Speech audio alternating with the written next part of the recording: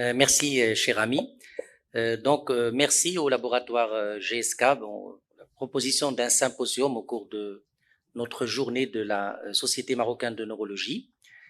Là, c'est mes déclarations de conflit d'intérêts par rapport à cette présentation. Comme vous le savez, le zona est finalement des manifestations cliniques qui sont liées à une réactivation du virus dormant de la famille de l'herpès, qui est le virus VZV, qui chez l'enfant va donner une primo-infection qui est le varicelle. Et puis, comme vous le savez, c'est un virus qui est neurotrope, donc il reste dormant au niveau du système nerveux, donc il emprunte des voies, et il reste généralement au niveau du ganglion rachidien, des nerfs spinaux, mais aussi du nerf, par exemple, du ganglion trigéminé. Ça pourrait expliquer bien sûr certaines zonas qui peuvent apparaître au niveau facial. Et donc, c'est à l'occasion d'une réactivation de ce virus qu'on va avoir des manifestations de zona. Bien sûr, ce qui va nous concerner ici, c'est pas tant le zona, c'est plutôt ses complications, notamment la douleur post-zostérienne, qu'on va voir sur le plan épidémiologique, quel est le fardeau présenté par cette manifestation et est-ce qu'il y a possibilité de la prévenir. Donc, une fois il y a une réactivation de ce virus, qui va être généralement lié à un déficit de l'unité cellulaire, on aura une réactivation sous forme d'un rash qui va apparaître, qu'on appelle zona. Alors, juste pour savoir que pratiquement toutes les personnes chez qui on fait une sérologie VZV à l'âge de 40 ans sur une étude américaine, 99,5%, ils ont une séropositivité. Ça veut dire que pratiquement toute la population à 40 ans, il a eu contact avec ce virus, donc il en garde une sérologie qui est là, qui témoigne qu'il y a eu un contact, et donc il y a toujours cette possibilité de réactivation. Je vous dis bien sûr qu'une sérologie positive ne veut pas dire que le patient ne fera pas de zona, dans la mesure où le zona, c'est une réactivation de quelque chose qui est déjà là au niveau du corps. Alors, rapidement, sur le plan sémiologique, généralement, c'est des prodromes, et puis la phase aiguë, un rash vésiculaire unilatéral, avec une douleur aiguë, plus ou moins intense. Dans 10% des cas, ça peut intéresser, bien sûr, la région de représentation territoire du nerf, de la branche ophtalmique, du nerf trijumeau, donnant un zona ophtalmique avec des risques sur la cornée.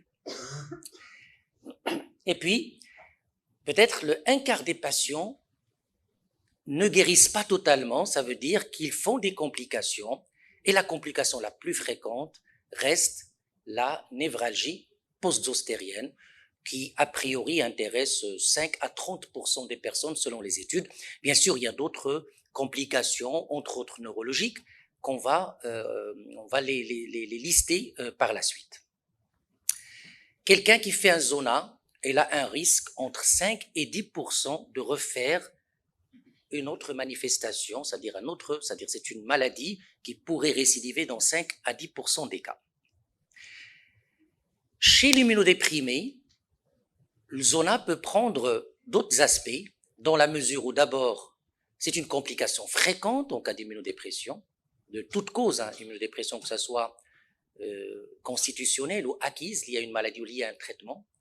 Les lésions dans ce cas sont généralement ont tendance à être plus prolongées, plus larges, plus nombreuses, peuvent être hémorragiques, avec des distributions qui parfois peuvent être extensives, qui ressemblent à une varicelle extensive, ou parfois des distributions, une tendance à avoir des lésions bien plus sévères. Alors, bien sûr, chez les immunodéprimés, ils font aussi des complications non neurologiques du zona, les complications hépatiques, pulmonaires, mais finalement, la complication qui nous intéresse ici, et qui est de loin la plus fréquente, c'est la névralgie post-zostérienne. Et puis aussi, et ça a été décrit, que les immunodéprimés font plus de récurrence de zona par rapport à la population normale. Donc finalement, le risque d'avoir une réactivation de ce virus intéresse deux grandes populations. D'abord, lié à un vieillissement du système immunitaire, ça veut dire cette classique immunosénescence, donc les adultes plus âgés, plus de 50 ans, on va dire les adultes moins jeunes, plus de 50 ans, ça fait peur, c'est vrai, si on voit les adultes plus âgés, plus de 50 ans. Donc, il y a l'immunosénescence qui commence à se mettre en place. Donc ça, c'est la première population qui sont on va dire, le risque augmente, vous allez le voir sur les études épidémiologiques de façon très nette, peut-être à partir de 50 ans, mais surtout 60 ans, 65 ans. Et puis, deuxième catégorie, c'est lorsque ce système immunitaire est affaibli, c'est les cas des immunodéprimés, et ce qui va nous intéresser ici, c'est plutôt les pathologies où on met des traitements qui vont donner une immunodépression. Là, juste un rappel de comment ça se passe sur le plan immunité après une primo-infection par le varicelle. Ben, on aura une augmentation, bien sûr, de l'immunité, généralement, surtout l'immunité cellulaire et humorale d'ailleurs. Et puis, ça reste généralement stable.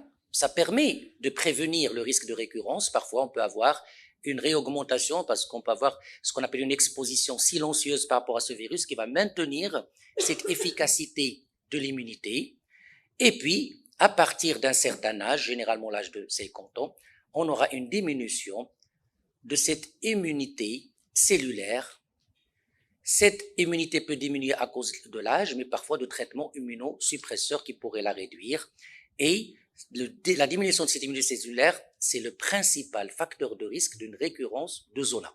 Bien sûr, je l'avais déjà dit, l'immunité humorale et les choses qu'on retrouve sur la sérologie, ce n'est qu'un marqueur qu'on a eu bel et bien contact avec ce virus, mais ça ne permet pas de protéger contre une récurrence de zona ou l'apparition d'une zona. Alors là, les différentes études, ils ont démontré clairement qu'à partir de 50 ans, le risque de zona devient très net, il double, voire même il triple, voire même il devient 7 à 10 fois plus fréquent en cas d'immunodépression. Et ce qui est intéressant, c'est que l'âge, c'est un facteur de risque à la fois de zona et de douleur post-ostérienne. Ça veut dire que les sujets, à partir d'un certain âge, ils font plus de zona, et au sein de zona, ils font plus de douleurs post-ostériennes. Alors vous allez voir qu'à partir de 70 ans, le risque devient très très important. Alors, qu'en est-il un petit peu des choses qui nous intéressent, nous particulièrement neurologues, par rapport à notre pathologie? Alors, cette étude américaine, vous allez le deviner à travers de très grandes études épidémiologiques sur des registres d'assurance, où il y avait 51 millions de personnes qui ont été suivies pour voir quelle serait l'incidence du zona au cours de 8 pathologies ou 9 pathologies qui entraînent une immunodépression.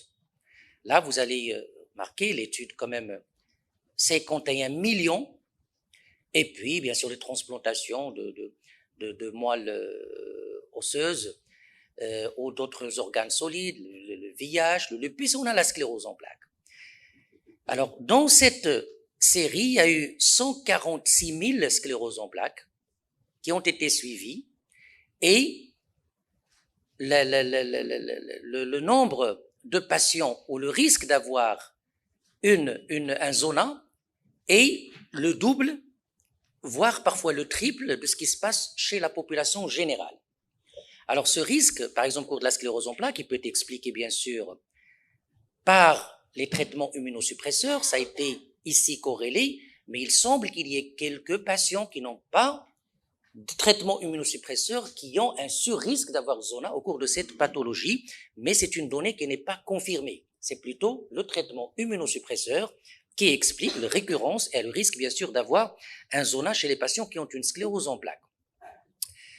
Alors, toujours, si on voit chez ces patients qui ont une sclérose en plaques, le risque d'avoir le zona, il augmente avec l'âge, parce qu'il y a aussi bien l'association traitement immunosuppresseur que l'immunosénescence liée bien sûr à l'âge, et c'est une donnée bien sûr liée à l'âge qui est très robuste.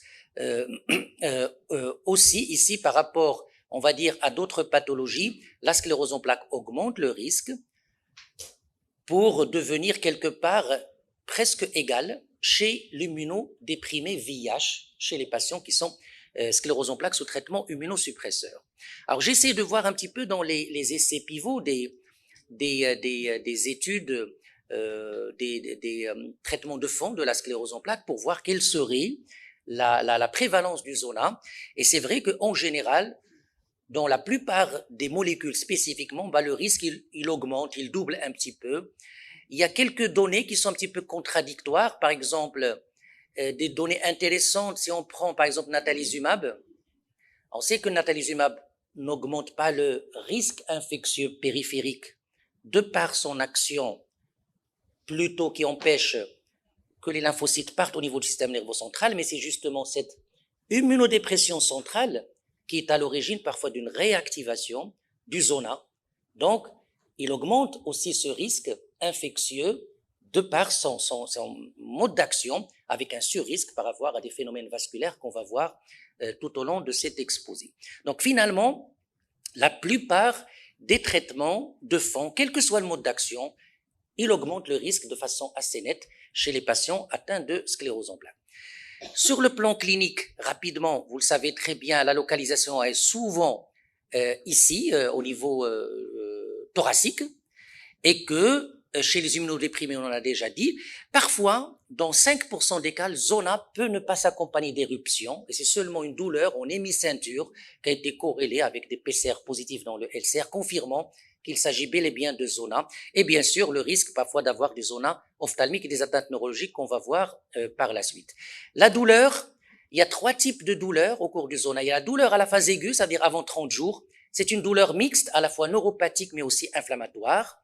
Certains patients passent à une phase subaiguë, ça veut dire entre 1 mois jusqu'à 3 mois. Et la vraie névralgie post-zoustorienne, c'est lorsque la douleur, il persiste au-delà de 3 mois, ce qui représente à peu près 25% des zonas en général. Bien sûr, les facteurs de risque, on va les voir. Il faut savoir que dans 20 à 40% des patients gardent une douleur au-delà de 30 mois avec un EVA plus de 7. Ça veut dire que c'est une douleur qui est quand même importante, qui intéresse le 1/3 des patients qui ont un zona. Alors, quels sont les facteurs de risque? On en a déjà dit, l'âge, l'immunodépression, l'intensité de la douleur initiale serait aussi un facteur de douleur, et il semble que le sexe féminin serait aussi un facteur de ce risque additionnel à avoir une douleur post-zostérienne. Alors, cette douleur, ça c'est de la sémiologie qu'on nous a appris, bien sûr, ça peut être soit spontané, à type de brûlure, à type parfois de douleur intermittente, des élancements, et parfois des douleurs provoquées. On sait que la prise en charge, et ça vous le savez très bien, régulièrement au quotidien, lorsqu'on est confronté avec ce genre de patient, le traitement parfois marche, mais assez fréquemment, le traitement il est décevant. Là, l'idée est juste de vous montrer un petit peu qu'il y a des recommandations pour cela, mais le message, c'est que, quand même, pour avoir plus de 50% de réduction de la douleur, on ne peut l'atteindre que chez moins de 50% des patients. Ça veut dire, avec cette douleur, généralement, c'est parmi les douleurs neuropathiques assez résistantes aux thérapeutiques. Et donc, on comprend bien que l'intérêt de la vaccination, s'il y a un vaccin qui pourrait réduire de façon très drastique le zona et par conséquent la douleur post-zostérienne, ça serait le bienvenu. C'est ce qu'on va essayer de voir au cours des études pivots qui ont étudié le vaccin contre le zona. Alors, une diapositive juste pour vous montrer d'autres complications neurologiques du zona. On sait que le zona, c'est surtout le ganglion sensitif, mais parfois ça peut emprunter aussi les voies motrices, donnant des plexopathies amyotrophiantes. Parfois, à partir du ganglion rachidien, au lieu qu'il y ait une réactivation dans le sens périphérique, ça se fait dans l'autre sens vers la moelle épinière, donnant des myélites, souvent sous forme d'un syndrome de l'hémimoelle. On a discuté hier des zonas un petit peu du ganglion géniculé donnant le syndrome de Ramsay-Hunt. Et puis, n'oubliez pas que le zona, en tout cas le virus varicelle zona, c'est une des étiologies les plus fréquentes des AVC de l'enfant. Et on va voir qu'il y a des choses récemment aussi par rapport à l'AVC de l'adulte, sur des études intéressantes. Alors pourquoi? Parce qu'on sait que le ganglion trigéminé, le système trigéminal, c'est pas seulement cutané, mais il part aussi au niveau des méninges, et il vascularise les vaisseaux. Donc l'autre sens, on pourrait avoir un passage viral avec une vascularite de l'artère cérébrale moyenne particulièrement, donnant des AVC qui seraient même caractéristiques chez l'enfant une fois l'imagerie vue. Alors là, c'est aussi toujours dans le domaine vasculaire, une étude qui m'avait interpellé, où on avait étudié chez des patients qui arrivaient avec un AVC ou un AIT, chez qui on a fait du PCR VZV dans le LCR, et remarqué que 23% qui font des AVC dans cette série avaient du PCR, du VZV dans le LCR, et particulièrement chez les personnes qui ont de l'athérome intracrânien et les personnes qui ont une maladie des petites artères. Ça veut dire que bon, les auteurs défendent l'idée que la maladie chronique, elle est là, mais le trigger qui entraîne l'AVC serait peut-être aussi viral, entre autres, avec quand même pas mal actuellement de littérature en faveur de ce postulat. Et vous allez voir, par exemple, pour les cardio-emboliques, il n'y a aucune intervention de facteur viral parce que la relation de cause à effet est claire, il y a un embole qui est envoyé, alors que le starter qui fait que le vaisseau s'occlue, il y a peut-être un trigger, entre autres, viral.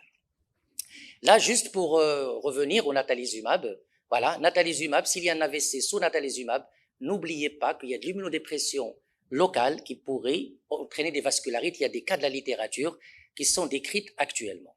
Alors, c'est pourquoi le fondement d'un vaccin, s'il serait efficace, ça serait vraiment le bienvenu pour éviter ou réduire de façon très drastique cette pathologie. Et donc, notamment, dans les deux groupes on va dire, qui sont plus susceptibles à voir les personnes au-delà de 50 ans et chez les immunodéprimés. Et pour cela, l'idée de ce vaccin, vous savez qu'il y avait jusque-là un vaccin par la même firme pharmaceutique qui était vivant atténué, qui est le Zostavax. Le vaccin actuellement, le vaccin Shingrix, c'est un vaccin qui est recombinant. Ça veut dire qu'il est purement protéique, il n'y a pas de risque d'infectiosité. Ça veut dire que c'est pas un vaccin vivant atténué. Et donc l'idée ici, c'était d'avoir un vaccin qui pourrait booster l'immunité cellulaire. Et ce qui est intéressant, c'est que l'idée de mettre un adjuvant spécifique à ce vaccin, on voit que par rapport à une vaccination normale, et lorsqu'on met un vaccin avec adjuvant, la vaccination, l'effet est très important, et il reste durable, et on va voir que cet effet reste durable jusqu'à 10 ans, jusqu'à 11 ans après une seule vaccination chez la population concernée et qui va maintenir l'efficacité de ce vaccin qui est généralement au-delà de 90% d'efficacité. Alors, ce qui est le principe de ce vaccin Shingrix, où il y a un antigène glycoprotéique, on va voir, avec un système adjuvant puissant qui booste davantage l'immunité parce que le virus lui-même n'entraîne pas une immunité aussi solide que lorsqu'il y a ce genre de vaccin avec un adjuvant spécifique.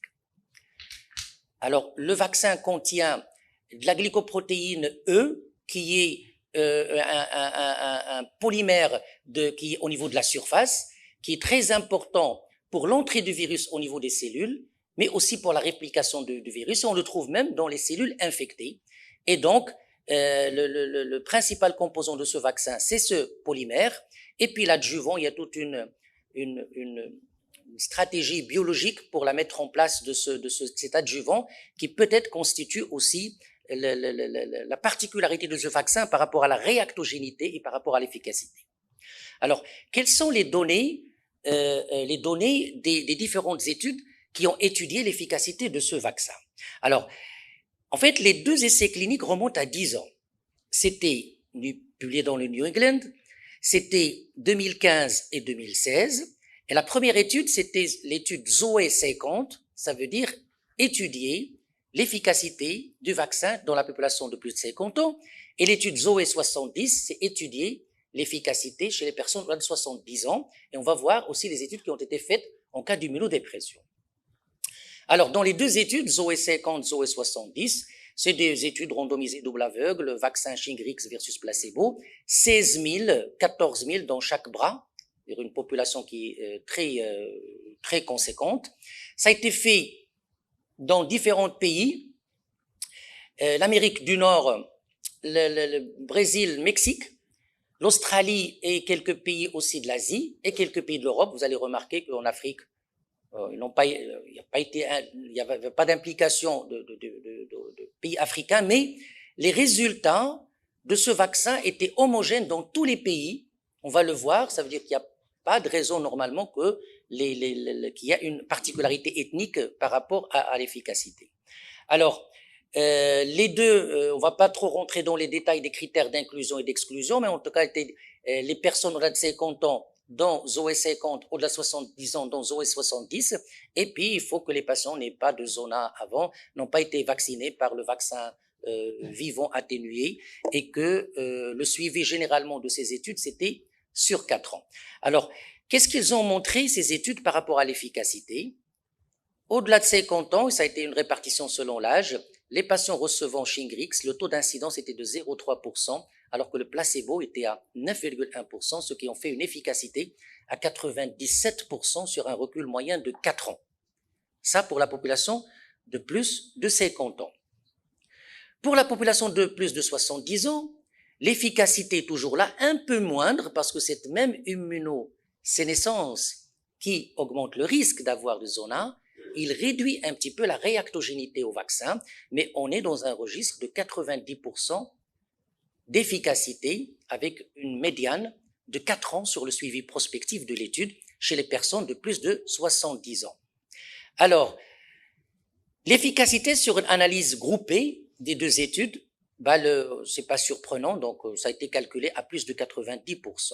Alors, ce qui nous intéresse, nous, la douleur post-zostérienne, l'efficacité était chez les personnes jusqu'à 70 ans jusqu'à 100%, et l'efficacité globale, même chez les personnes âgées, ça diminue un petit peu, mais on est dans l'ordre d'une réduction de 88,8% de risque de développer une douleur post-zostérienne, avec une médiane ici de 4 ans après vaccination par le vaccin Shingrix.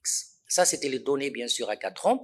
Alors, ce qui est intéressant, parce que les premiers essais cliniques, ça date de 10 ans. Actuellement, on a l'étude Zoé long term, ça veut dire au-delà de 8 ans, 9 ans, 10 ans, voire même 11 ans. Et je vous montre directement, ici, c'était bien sûr, une fois après 4 ans, l'arrêt des deux essais cliniques, c'était un suivi en ouvert sur, je pense, 8000 patients, sur le Zoé extension, et vous allez remarquer que l'efficacité est maintenue jusqu'à 11 ans après un seul vaccin chez cette population, dans la mesure où 82% d'amélioration et de réduction des risques liés, bien sûr, au zona. Et c'est intéressant parce que ça intéresse aussi, jusqu'à une médiane de 10 ans, 87% des névralgies post-zostériennes et même des autres complications neurologiques et non neurologiques du zona. Vous savez, il y a actuellement une littérature abondante sur le domaine vasculaire. Est-ce que le zona pourrait réduire le risque d'avoir des AVC? Il y a des choses intéressantes qui se profilent dans le sens de vaccination, mais ce sont des données qui sont encore préliminaires, mais peut-être à creuser par la suite. Alors, ça, c'est un petit peu les détails de ces études après 10 ans, 11 ans, et vous allez toujours remarquer que les événements liés au zona sont réduits de 82% après un seul schéma vaccinal, de par peut-être cette réactogénicité du vaccin qui permet une efficacité même à long terme. Alors, qu'en est-il un petit peu des immunodéprimés? Alors, dans les immunodéprimés, il y avait des études, mais vous allez comprendre que la sclérose en plaques n'a pas été intéressée par une étude directe, c'est plutôt à travers d'autres pathologies, VIH, greffe rénale, ça veut dire des personnes qui sont immunodéprimées de par le traitement, de par l'infection VIH, et puis les mêmes objectifs de l'étude, des autres études chez les personnes normales âgées ont été retrouvés. Là, je vous montre un petit peu les résultats, 70% jusqu'à 87% de réduction d'effet, c'est moins que le sujet, ça se comprend, parce que le fait d'avoir une immunodépression, ça augmente le risque de zona, mais ça réduit un peu la réactogénicité pour avoir une efficacité du vaccin.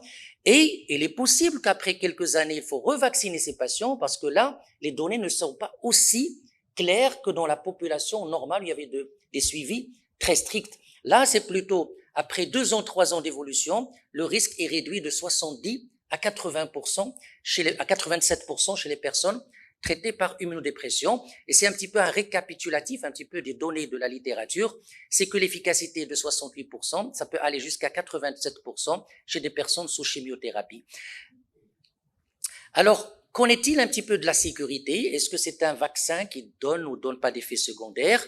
Vous allez comprendre que efficacité, ça rime avec réactogénicité, ça rime avec des effets secondaires locaux. Et ce vaccin, il donne pas mal d'effets secondaires locaux, une douleur, 85%, par rapport au placebo, de la rougeur, un gonflement chez un tiers des patients.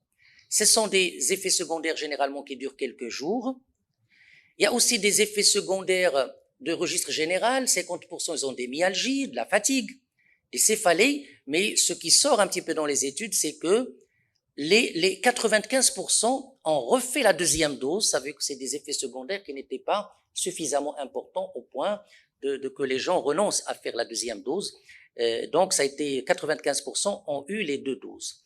Alors, quelques informations pratiques sur le produit. Alors, l'AIMM, en tout cas au Maroc, c'était le Shingrix est indiqué dans la prévention du zona et des névralgies post-zostériennes chez les adultes de plus de 50 ans ou plus, et chez les adultes de plus de 18 ans ou plus présentant un risque accru de zona. Le libellé accru de zona, c'est-à-dire les patients candidats à être mis sous un traitement immunosuppressant. Bien sûr, ce qu'on a vu hier, AIMM ne veut pas dire que tout le monde va prescrire dans ses règles. Bien sûr, il y a d'autres aspects à prendre en considération. Et sur les recommandations du fabricant, ça se fait pas avec une dose, une première dose, et puis une deuxième dose qui est donnée généralement 2 mois, conseillé à donner 2 mois après, mais on peut la donner entre 2 mois jusqu'à 6 mois, selon, bien sûr, pour essayer de s'adapter à différentes pathologies. C'est-à-dire l'efficacité, elle est toujours là. Parfois, le fabricant, en tout cas, même les recommandations des auteurs, les recommandations de certaines sociétés savantes, on peut avancer la dose à 1 mois. La deuxième dose, par exemple, on sait qu'au cours de la sclérose en plaques, on veut parfois mettre des patients sous traitement immunosuppresseur, on peut mettre J1 et J30 avant de commencer éventuellement le traitement immunosuppresseur. Alors, qu'en est-il un petit peu de nos recommandations? J'ai pas trouvé les recommandations américaines parce que la vaccination, ça date de 2019. Les européennes, ça date de 2023. Et on voit que parmi les vaccins qui sont recommandés, il y a le vaccin inactivé recombinant Shingrix avec 2 doses par voie intramusculaire entre 2 et 6 mois chez les personnes plus de 18 ans s'il y a un traitement immunosuppresseur. Ça veut dire les traitements, ça veut dire ça fait partie des recommandations des sociétés savantes, en tout cas européennes. Alors, là, c'est ma dernière diapositive. J'anticipe un petit peu quelques questions. Je mettrai bien sûr une diapo un peu pratique par rapport à ce vaccin. Est-ce qu'on peut vacciner par ce vaccin Shingrix quelqu'un qui a une sérologie VZV négative, parce qu'on a tendance à la demander dans le bilan? S'il est négatif, c'est un patient qui n'a jamais eu de varicelle, donc il faut plutôt donner un vaccin de varicelle, qui est un vaccin vivant atténué, avec les mêmes recommandations par rapport au risque de réactivation si on met un traitement immunosuppresseur proche. Donc VZV négatif, plutôt vaccination contre varicelle. Peut-on vacciner un patient qui a déjà reçu un vaccin contre le zona, notamment le Zostavax, ou un patient qui a déjà fait un zona? On a vu que les zonas ne confèrent pas l'immunité, un risque de 5 à 10%, c'est-à-dire même les patients qui ont un zona, les recommandations, on peut bien sûr les vacciner avec le même schéma. Comment on administre? C'est par voie intramusculaire, de préférence dans le muscle deltoïde.